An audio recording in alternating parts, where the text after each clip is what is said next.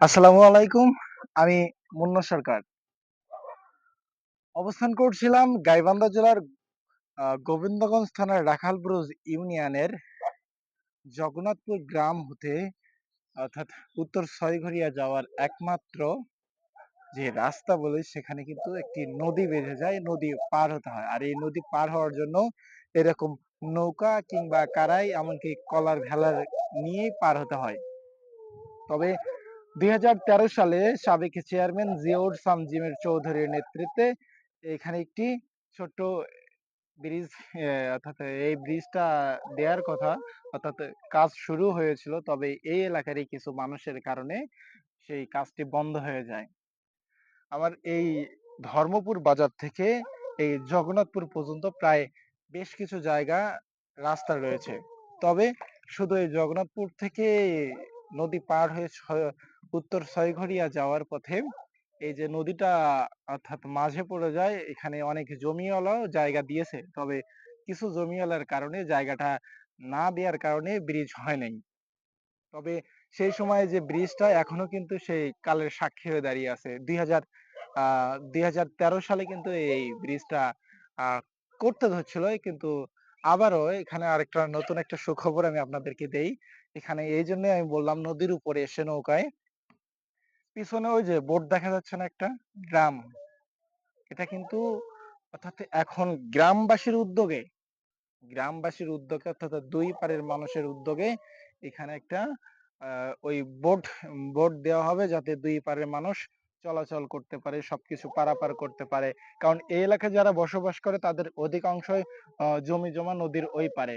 আর যে রাস্তাটা রয়েছে এই রাস্তাটা তারা কিন্তু ইতিমধ্যে সকাল থেকে আমি দেখলাম তারা সংস্কার করছে, এবং আহ যদিও নদীতে পানি আসছে তাদের কিন্তু চলাচলের রাস্তা, হ্যাঁ রাস্তা আছে প্রায়, সেখানে প্রায় ৩ থেকে ৪ কিলোমিটার রাস্তা ঘুরে যেতে হবে। আর এখান থেকে যদি আমরা যেতে পারি তাহলে মাত্র সময় লাগবে হাইস্ট ৫ থেকে ৬ মিনিট।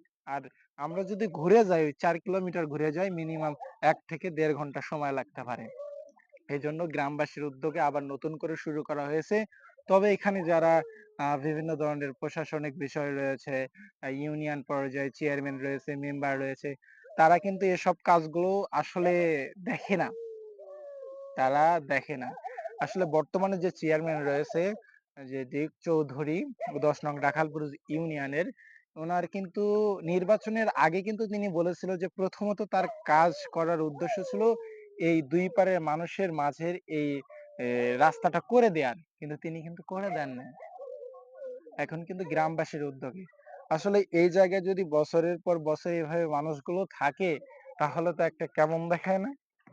যেখানে সব জায়গায় উন্নতির দিকে, তবে এই এলাকার মানুষ আর এখনো সেই অতীতেই পড়ে রয়েছে। আমি আপনাদেরকে বলবো, গ্রামবাসী যেহেতু উদ্যোগ নিয়েছে, আপনারাও সহযোগিতায় থাকেন। আমিও আছি। আমি আপনাদের মাঝে আছি। আমি এই ভিডিওর মাধ্যমে আমি আরো উপজেলা প্রশাসন সহ যারা স্থানীয় এলজিইডির কর্মকর্তা রয়েছেন বা যারা ভালো পর্যায়ে রয়েছে, আমি তাদেরকে অনুরোধ করব যাতে তাদের সাথে একটু হলেও সহযোগিতা করার। এখানে একটা যদি ব্রিজ করে দেওয়া হয় তাহলে প্রায় কয়েকশো মানুষের চলাচলের রাস্তা হয়ে যাবে। আসলে তারা অনেক সুযোগ সুবিধা পাবে। তাছাড়া আপনারা যদি একটু না দেখেন তাহলে কিন্তু দিনের পর দিন তাদেরকে এভাবে নৌকা, কারাই, কলার গাছের ভেলা নিয়ে কিন্তু পার হতে হবে। আর বিশেষ করে সবচেয়ে বন্যার ভিতর যারা যখন এই পাশে নদীর এই পাশে যাদের জমি রয়েছে সেই জমিতে কিন্তু যাওয়া আসার অনেক অসুবিধা হয়ে যায়। আমি আশা করব গ্রামবাসী যেহেতু উদ্যোগ নিয়েছে, এই উদ্যোগকে আমি স্বাগত জানাই, এবং সেই সাথে আপনারাও একটু সহযোগিতা করুন। ধন্যবাদ, ভালো থাকবেন, দেখা হবে।